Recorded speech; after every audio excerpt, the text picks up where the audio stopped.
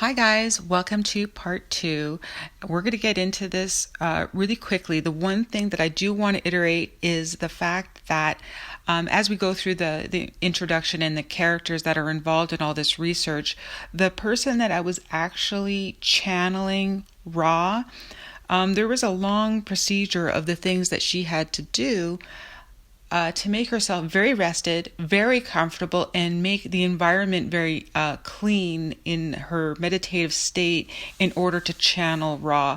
And so some of the things that they don't really make clear, I don't think, in the intro, is the things that she had to go through. And you hear it more and more as the interview and the channeling goes on. You know, they had to have a very solid routine almost beckon Ra in. And, you know, she also had to drink water that was positively charged. They lit incense, like smudging for the atmosphere around her, the clothes that she had to wear.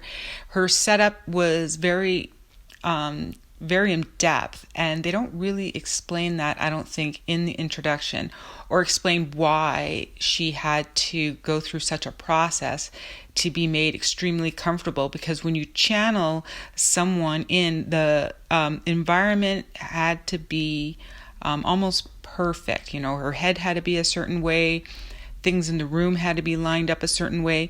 And even though you can channel without having to go through all these processes that she did, the reason why they put so much effort into it is because they wanted a clear channel to speak with Ra.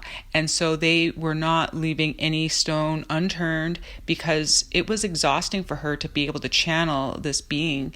And they had to actually really take care of her health and her diet and her clothes and her mental state in order to get a clear channel. So they didn't really explain, I don't think, that much in the readings and in the books, but that's something I personally know about channeling and being able to channel. So I don't think they even knew that at the time, why they had to go through all the processes. And I'll get into the water in a later state about what the water was about that she had to drink. But anyway, let's get into part two.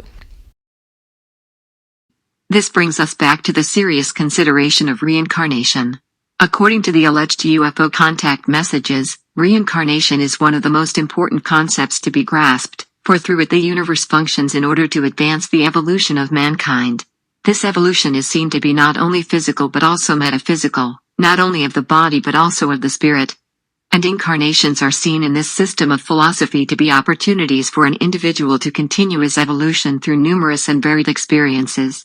Although perhaps 2/3 of the world's population embraces, or is familiar with a religious system which posits reincarnation, those of us of the Judeo-Christian culture are not as familiar with this concept. Nevertheless, Don's early investigations seem to indicate that reincarnation was a probability and that incarnations contained situations, relationships, and lessons which were far more easily understood in the light of knowledge of previous incarnations. One succinct example of this relationship, which some are fond of calling karma, is that of a young boy, who requests that his name not be used, who in this life had experienced such intense allergies to all living things that he could not cut the grass, smell the flowers, or, during the blooming season, spend much time at all outside. Under hypnotic regression he experienced in detail a long life in England. He had been a solitary man whose nature was such as to avoid contact with any human being. He had inherited a fairly large estate and he spent his life upon it.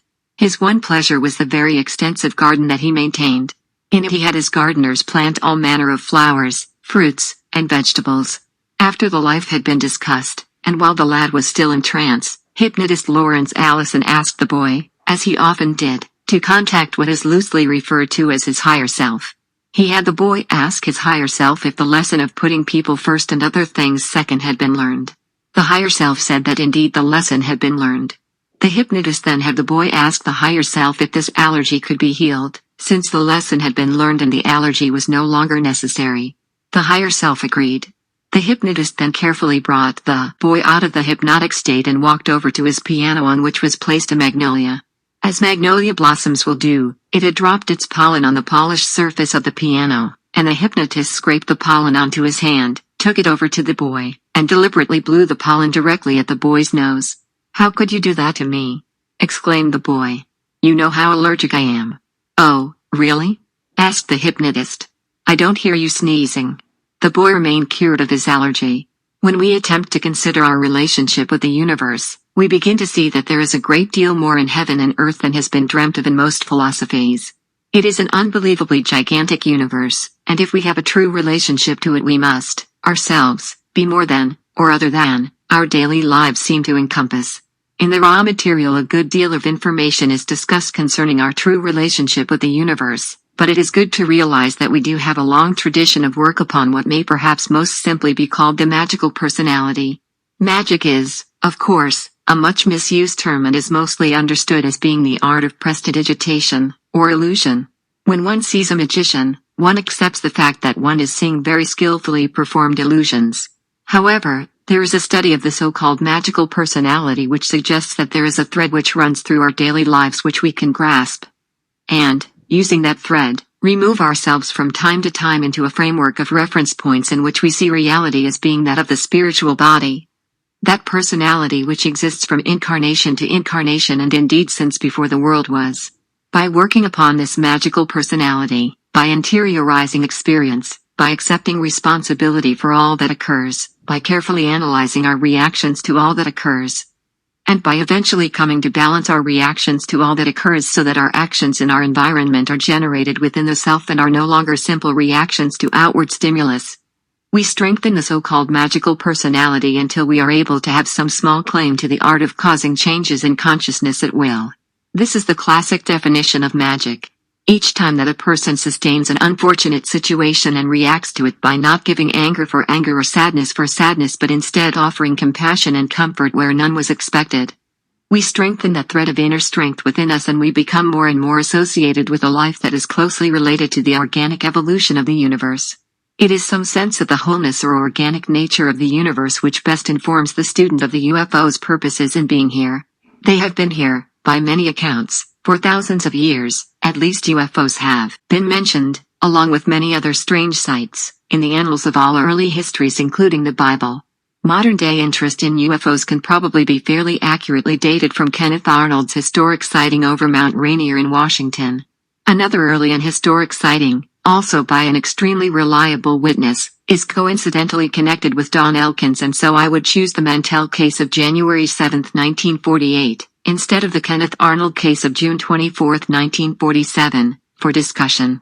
Thomas Mantell had trained as a pilot and had flown missions in Africa, Europe, and, most notably, D-Day. In 1947 he was out of the Air Corps and had started the Elkins-Mantell Flying School on Bowman Field in Louisville, Kentucky. In 1947 Don Elkins was a youthful student in this school.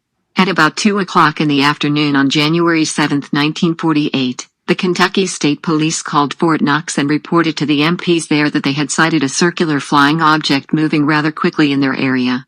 The MPs called the commanding officer at Godman Field at Fort Knox, and through due process the Flight Service checked with Wright Field in Ohio to see if there were any experimental aircraft which could explain the sighting. Wright Field had none flying. Meanwhile, the tower at Godman Field, Fort Knox, had already sighted this disc-shaped object, both visually and on radar, and had made a report which was relayed quickly to the commanding officer. As it happened, 4 F-51s were in the area en route from Marietta, Georgia, near Atlanta, to Louisville, Kentucky. Since they were already airborne, the commanding officer at Godman Field decided to contact the lead pilot and request that he investigate the UFO. The lead pilot was Captain Thomas Mantell. Mantell was given a radar vector from Godman Tower and moved towards the UFO. He sighted the object and stated that it was traveling slower than he was and that he would close to take a look. Then Mantell informed the tower that the object was now above him, that it appeared to be metallic, and that it was tremendous in size. None of the F-51s, including Mantell's, was equipped with oxygen.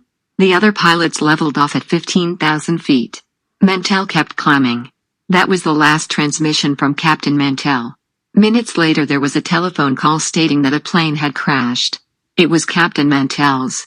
His body lay near the wreckage. I could spend the length of the book attempting to give you a sketchy introduction to the thousands and thousands of sightings like Captain Mantell's that involve irrefutably puzzling and concrete evidence of something highly strange occurring. There are many radar sightings of UFOs. There is one volume, published by the Center for UFO Studies in Evanston, Illinois, which deals solely with the numerous physical traces that UFOs have left behind, either by irradiating the soil, causing other changes in soil composition, or leaving impressions in the ground. A computer set up by this same organization to carry a program of information regarding UFOs contains well over 80,000 reports, and some things become startlingly clear by the use of UFOCAT, the computer. For instance, it is now possible, if one measures a landing trace from a UFO sighting, to find out from the computer what the probable description of the UFO itself will be. Thus, in a way, the witness is merely confirming what the computer already knows. However, this is an introduction to a book which consists of transcripts of messages of a very precise nature having to do with metaphysics, philosophy, and the plan of evolution, both physical and spiritual, of man on Earth. Consequently, what I propose to do is share with you some of the research material which our group has collected through the years. Since all of these examples come from the same group, we never describe who the receiver may be, as we feel that it is the information that is important rather than the person who is transmitting. According to an entity called Haddon, who has spoken with our group and several others for many years. The purpose in being here of at least some of the UFOs that are seen in our skies at this time is much like the purpose that we might have in sending aid to a disaster-stricken or extremely impoverished country. It is a desire to be of service. We have been contacting people of planet Earth for many of your years. We have been contacting at intervals of thousands of years those who sought our aid. It is time for many of the people of this planet to be contacted. For many now have the understanding and the desire to seek something outside the physical illusion that has for so many years involved the thinking of those of this planet. The process we are stimulating is one which is self-generating. As more and more of those who desire our contact receive it and pass it on to others, then those who receive this passed on information will then themselves be able to reach a state of thinking and understanding sufficiently in tune, shall I say, with our vibrations in order to receive our contact. For this, my friends, is how contacts work. It is first necessary, if the entity is to be able to receive our contact, for him to become of a certain vibration, as a result of his thinking. This is greatly speeded by involvement in groups such as this. And then it is finally done through meditation.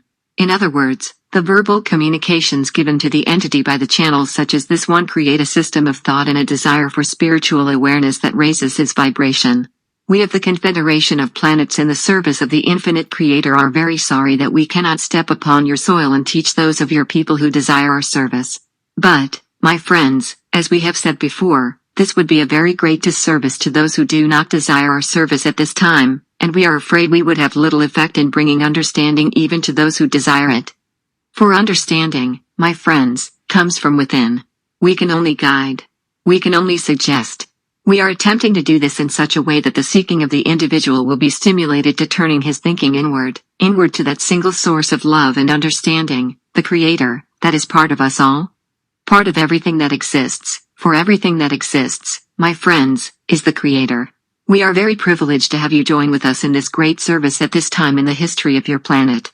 For this is a very great time, a great transitional period, in which many of the Earth's people will be raised from their state of confusion to a simple understanding, the love of their Creator.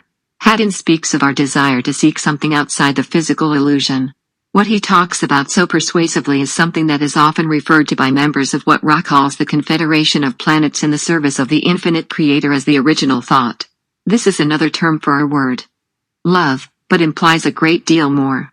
It implies a unity that is so great that we do not see each other simply as close friends, or brothers and sisters, but, ideally, as the Creator, and, as we see each other and ourselves as the Creator, we see one being. This concept is at the very heart of telepathy, and Haddon talks about this concept in the original thought in general. At this time I am in a craft far above your place of dwelling. I am at this time able to monitor your thoughts. This, my friends, might seem to some of your peoples to be an infringement, but I can assure you that it is not.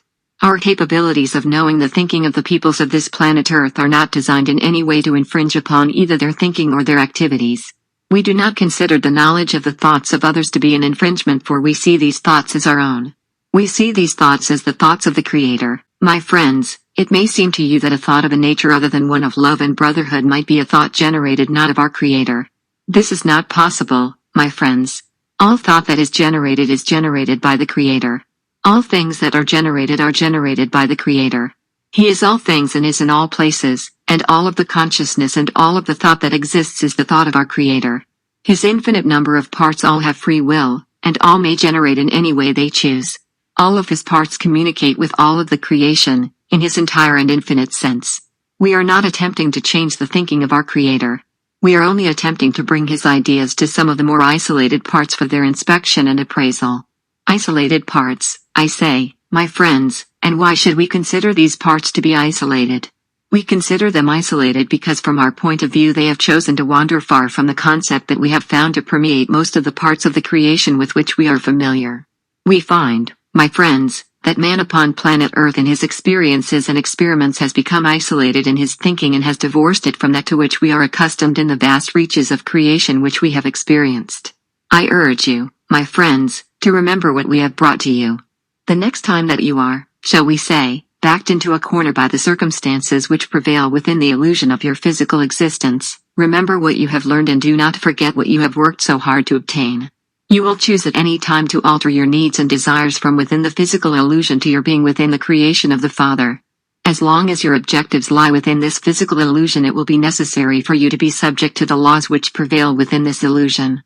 If your desires can be altered by the application of what you are learning and are lifted in the creation of the Infinite One, then, my friends, you may have a great deal more ability to remove yourself from the corners into which the illusion seems to back you. To some who may read these words, the concepts may seem to be a less than practical and certainly overly idealistic method of discussing what many have called the New Age or the Age of Aquarius. It certainly seems unlikely that an entire planet could go so wrong philosophically, and that being supposedly more advanced than we would care enough about us to attempt to help us. However, as we look for the heart of the cosmic system of philosophy, we find much that is clear and simple without being simplistic in the least, much that is ethical without being dogmatic, in short, much that is informative. Here Haddon speaks of the nature of reality, which, in the main, seems to have escaped the notice of Earthman. My friends, man on Earth has become very short-sighted in appreciation of the creation. He does not understand the true meaning of the simple and beautiful life that surrounds him. He does not appreciate its generation and regeneration.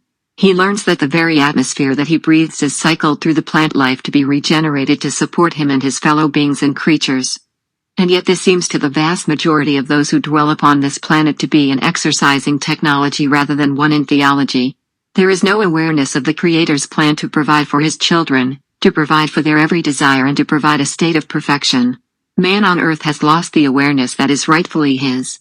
And why, my friends, has he lost this awareness? He has lost this because he has focused his attention upon devices and inventions of his own. He has become hypnotized by his playthings and his ideas. He is but a child in his mind. All of this may be very simply remedied, and man can once more return to an appreciation of reality rather than an appreciation of the illusion created by his mind. All that is necessary, my friends, is that he individually avail himself to this appreciation of reality through the process of meditation. For this process stills his active conscious mind, which is continually seeking stimulus within the illusion developed over so many centuries of time upon planet Earth. Very rapidly, then, he can return to an appreciation of the reality in the functioning of the real creation. This, my friends, is what man of Earth must return to if he is to know reality, this simple thought of absolute love, a thought of total unity with all his brothers regardless of how they might express themselves or whom they might be. For this is the original thought of your Creator.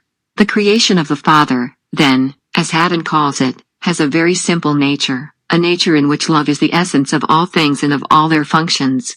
Yet this real creation obviously is not uppermost in most of our minds because we live in a day-to-day atmosphere to which the Confederation has referred quite often as an illusion. We of the Confederation of Planets in the service of the Infinite Creator have been, for many of your years, aware of many principles of reality. We are aware of these principles because we have availed ourselves to them just as the people of your planet may do. It is possible through meditation to totally reduce the illusion that you now experience that creates the separation, an illusory separation, to what it actually is, a total illusion. We have been continuing to speak to you about meditation. We have spoken to you many times about reality and about love and about understanding, and yet you do not seem to be able to overcome the illusion. The reason for the illusion, my friends, is one that man on Earth has generated. He has generated it out of desire. This illusion is useful. It is very useful for those who would wish to evolve at a very rapid rate by experiencing it and by using it while within it. Many of us who are now circling your planet would desire to have the opportunity that you have, the opportunity to be within the illusion and then, through the generation of understanding, use the potentials of the illusion. This is a way of gaining progress spiritually and has been sought out by many of our brothers. I cannot overemphasize the necessity of becoming able to understand the nature of the potentials within your illusion and then, by self-analysis and meditation, reacting to that in a way that will express the thought that generated us. The thought of our Creator. This was done by the teacher whom you know as Jesus. This man recognized his position. He recognized the illusion. He understood the reason for the potentials within the illusion, and his reaction to these potentials and activities within the illusion was a reaction which was expressing the thought of the Creator, a thought of love. Keep uppermost in your mind that the illusion that you experience is an illusion, that it is surrounding you for the purpose of teaching you. It can only teach you if you become aware of its teachings. It is said that He worked His wonders in mysterious ways. This way may seem mysterious, however, it is the way of spiritual evolvement. There are many souls experiencing the illusion in which you find yourself. However, there are few using this illusion to grow. They are not doing this other than at a subliminal level because they have not availed themselves through their seeking to a knowledge of the possibility of doing this. Once an individual has become aware of the possibility of using the illusion in which he finds himself in your physical world for the progression of spiritual growth, it is necessary that he take the next step and use his knowledge to express, regardless of the potentials which affect him, the love and understanding of his Creator. As you have by now become aware, meditation is always suggested as the best means of attaining understanding, of progressing spiritually, and of understanding the nature of the illusion and the purpose for which you are experiencing it. Each person is involved in an illusion or game in which we may, if we wish, use our consciousness in meditation in such a way as to create a more rapid growth in personal evolution. But how do we bring ourselves to the point at which this process, which often seems very difficult, is grasped and begun? Desire, my friends, is the key to what you receive. If you desire it, you shall receive it. This was the Creator's plan, a plan in which all of His parts would receive exactly what they desire. My friends, often in the illusion which you now experience it seems that you do not acquire what you desire. In fact, the opposite seems to be the case in many instances. It is a paradox, it seems, that such a statement should be made and that such apparent results of desire are manifested, and yet we state, without exception, that man receives exactly what he desires. Perhaps, my friends, you do not understand desire. Perhaps this understanding is not within the intellectual mind. Perhaps it will be necessary to spend time in meditation to become aware of your real desire. For, my friends, there is much more of you and of the creation than you presently appreciate with your intellectual abilities and your present illusion. It is very difficult for the peoples of this planet to give up their illusion, to give up the preconceived knowledge of what they believe to be cause and effect. However, this is not reality. This is illusion, born of illusion. It is a simple product of the complexity that man upon this planet has generated. Join with us in divorcing your thinking from such complexities and become aware of what has created you, everything that you experience, and everything that is thought. Become aware of your Creator. Become aware of His desire, and when you know this desire you will know your own, for you and your Creator are one, and you are one with all of His parts and, therefore, all of your fellow beings throughout all of the creation. When you know His desire you will feel it. There will be no more confusion. There will be no more questions. You will have found what you have sought. You will have found love, for this is the desire of your Creator, that all of His parts express and experience the love that created you. This may be found simply, in meditation. No amount of seeking within the intellectual concepts of your people, no amount of careful planning or careful interpretation of the written or spoken word will lead you to the simple truth. The Confederation messages concentrate a great deal upon the concept of seeking and of desire, feeling that the will of each entity is absolutely central to each entity's quest for evolution. In fact, they say, free will is at the foundation of the universe. Each entity is conceived not only as being part of one unity but also as being a totally unique part of that unity. Each person's free will is quite paramount and the Confederation's concern is always to avoid infringement upon the free will of any person. Their method of contacting man on Earth takes its form from a deep concern for this free will. We do not wish to impose our understanding of truth upon your peoples, and this would be something that we would do if we contacted them directly. We could not help it, for our very utterance of truth would be accepted by many of your peoples as being valid. We do not wish to be thought of as the ultimate representatives of the Creator's truth. We wish to give this to your peoples in such a way so that they may accept or reject this at their own will. This, as we understand it, is a necessary provision in the spiritual evolvement of all mankind, that he be, at some state of his evolution, in a position to accept or reject what is necessary for his evolution. In this way, and only in this way, can he know the truth of the Creator, that single truth that is the creation, the truth of the love of the creation. It must be realized from within. It cannot be impressed from without. We are attempting to stimulate those of your peoples who would be stimulated to seeking this truth that is within them. We have been required by our understanding of our Creator's principle to remain in hiding, for we cannot serve one individual and at the same time do a disservice to his neighbor by proving within his own mind that we exist. For many of those of planet Earth at this time do not desire to believe in or have proof of our existence. For this reason we find it necessary to speak to those who seek through channels such as this one. We find it necessary to give to those who seek that which they seek in such a way that they, for themselves, may appraise its value and accept or reject, on their own terms, those thoughts that we bring. And understand the reality of the creation in which all of us exist. Once the desire to receive this message has been developed, the messages are indeed available, not just from our group but from many so-called contactee or channeling groups around the world. Indeed, you will find little new in the cosmic system of philosophy.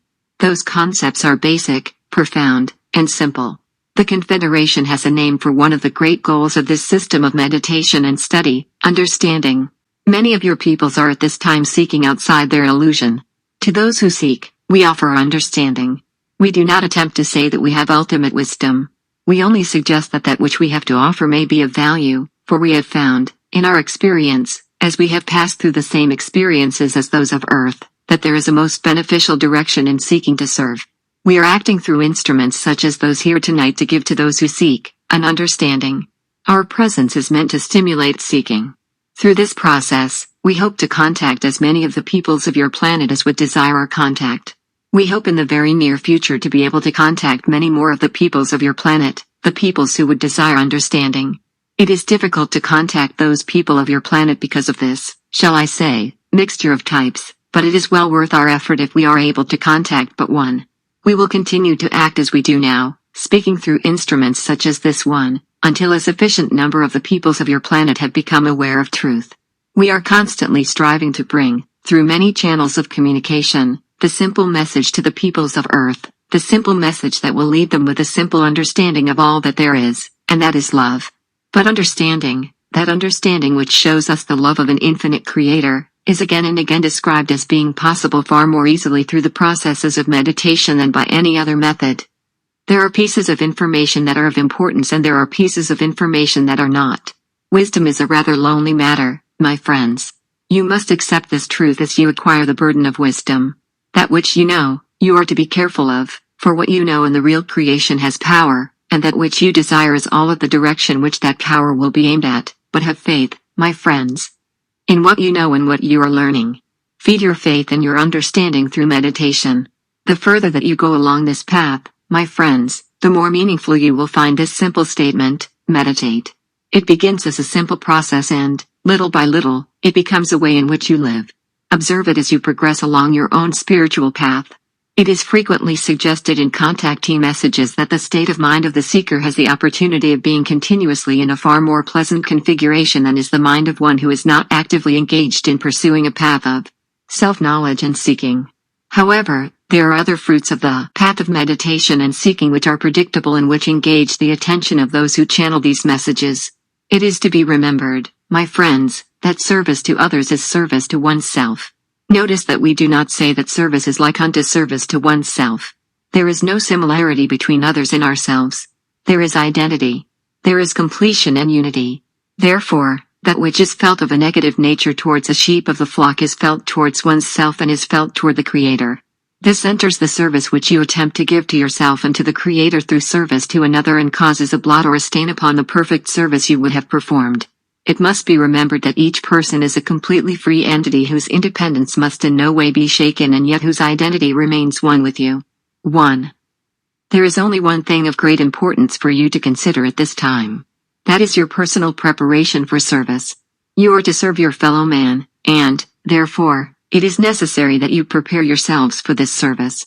This, of course, my friends, is done in meditation. We cannot overemphasize the importance of meditation.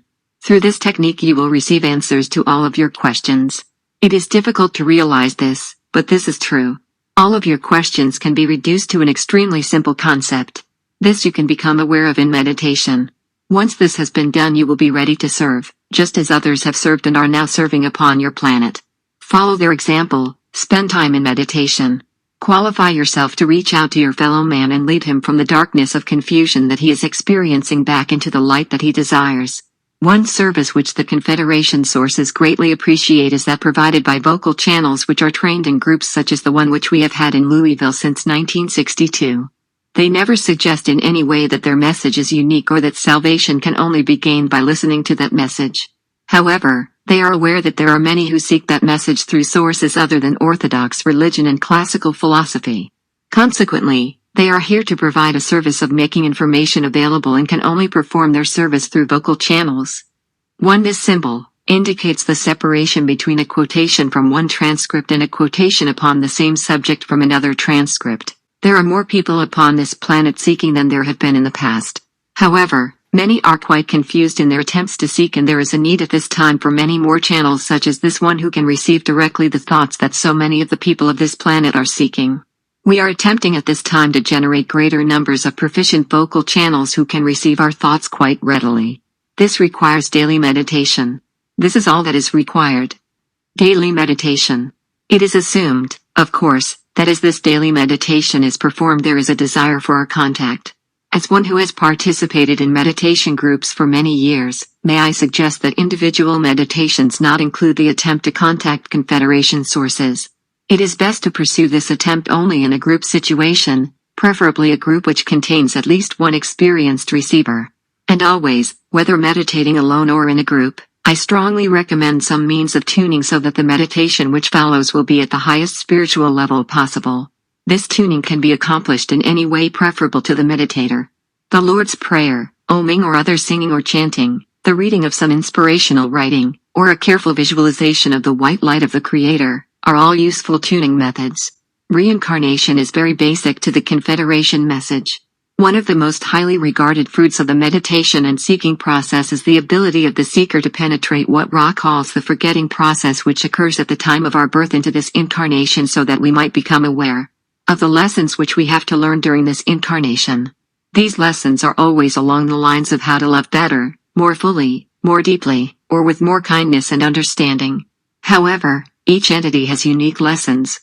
At the time at which each of you incarnated, my friends, each of you was aware that certain lessons, hitherto unlearned, were to be the goals for achievement in this incarnation. If it seems to you that your entire incarnation within this illusion has been a series of difficulties of one particular type, then you are almost certainly aware in some manner of one of your lessons. As you can see, these lessons are not to be avoided. They are to be learned. Further, we must point out to you that when a confrontation in such a lesson has been achieved, that which separates you from understanding is most often your own thinking. Your conscious thinking processes are quite capable of being self-destructive in the sense that they may aid you to avoid the lesson that you wish in reality to learn. Therefore, as you approach a lesson, we suggest that if it is possible to achieve a temporary abeyance of the conscious, analytical processes, then you may return to the problem with a much clearer mentality, ready to learn what you came to this experience to learn, rather than only to avoid what you came to learn. We know how difficult it is to achieve the meditative state at all times, for we have been where you are and we are aware of that particular type of illusion that you call physical. We urge you, therefore, to depend on meditation of a formal kind, then to attempt a semi-meditative state at all times, and, by this, we mean simply to achieve a state of attention so that your destructive impulses are not free to clog your mind completely and keep you from learning the lessons you came to learn. Undergirding all of the lessons that we have to learn about love is the basic concept that all things are one. Meditate upon the complete unity of yourself and all that you see. Do this not once, and not simply in present circumstances, but at all times, and especially in difficult circumstances. For insofar as you love and feel at one with those things which are difficult for you, to that extent will those circumstances be alleviated. This is not due to any laws within our physical illusion, but is due to the law of love, for that body which is of spirit, which is interpenetrated with the physical body, is higher than your physical body. And those changes which you make by love upon your spiritual body will, of necessity, reflect themselves within the physical illusion. All is one, my friends. My voice is now the voice of this instrument, my thoughts are her thoughts. Please believe that the vibration we offer to you is not a vibration of personality, but is a vibration of the Creator. We are also channels. There is only one voice. Within this vibration, we are self-consciously aware that this voice is the voice of the Creator. It is simply a matter of lifting vibrations which are not so self-aware of the Creator. All things will eventually come into harmony in relation to your understanding. Even if the universe for those around you remains disharmonious and difficult, if your mind is stayed upon the unity of the Creator, your own universe will become harmonious, and this is not by your doing but by the simple love of the Creator. From many sources we have heard that we are in the last days of a particular era of evolution. Popular writers of the Christian faith have taken the writings of the Book of Revelations and analyzed them in such a way that it is suggested that the days of Armageddon are near at hand. Scientists have written many books exploring the possibility that unusual planetary configurations such as the Jupiter effect will occur now and in the year 2000, thus enlarging the possibility for Earth changes. Other scientists have examined much evidence indicating that a polar shift by the year 2000 is probable. Prophets such as Edgar Cayce have channeled information having to do with such drastic changes occurring, and in addition, of course, there are many concerns having strictly to do with the man-made potential for planetary devastation. We also have gathered information in our meetings on the subject of Earth changes. There is a season upon your planet which shall be highly traumatic within your physical illusion. The physical reasons for this are varied. Your scientists will spend a great deal of time, while they can, in attempting to catalog and describe each of the conditions which will produce disaster on this physical plane of your planet. That which your scientists speak of is quite so, and will be part of the program which has been predicted by all of those holy works which you have upon the face of the earth. It is not either permissible or possible for us to tell you precisely what events will occur, or when they will occur. Due to the fact that the vibration within the mind and heart of the peoples upon your planet is determining and will determine the precise events. There is within the planet Earth a great deal of karma which must be adjusted as the cycle changes, and these things will manifest. Precisely when, and how, we cannot say, nor would we wish to, my friends. For the rain, and the wind, and fire, will destroy only those things which are in what you call the third density of vibration. You may value those things because you cannot imagine what a fourth density existence will be like. We suggest to you that you spend no time concerning yourselves with the effort of maintaining your third density existence after the vibration change to fourth density has been completed. If, within your spirit, your graduation day has come, those things necessary for your emergence into fourth density will be done for you. All will be accomplished by helpers which you must be aware that you have. It is extremely possible that damage will occur to those things which you identify with yourself in the third density. If we may speak plainly, you will observe the valley of the shadow of death.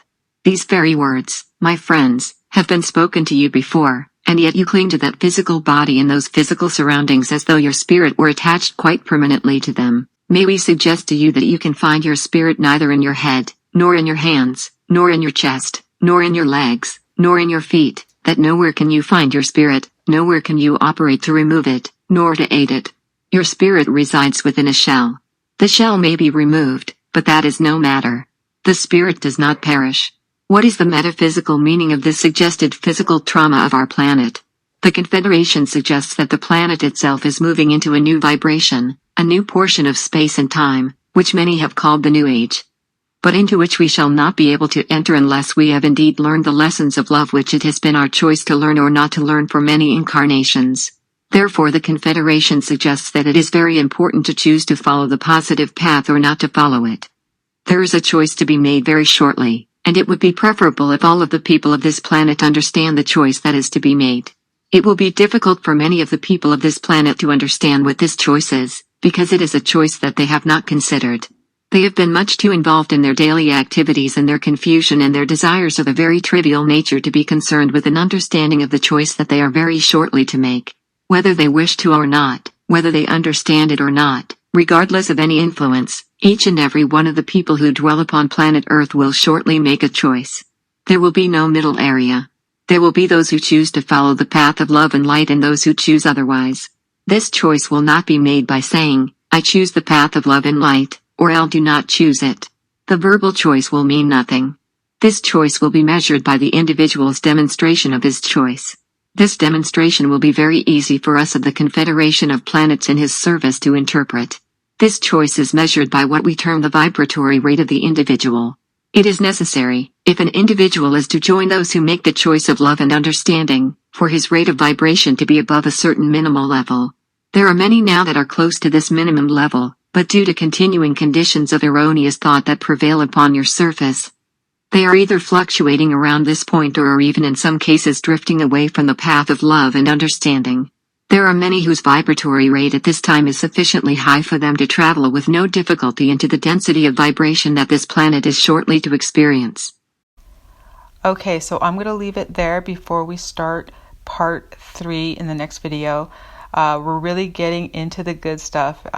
Ra is trying to explain how the entire planet is moving from 3D to 4D to 5D and what's involved as us as beings to move with the planet into these different dimensions.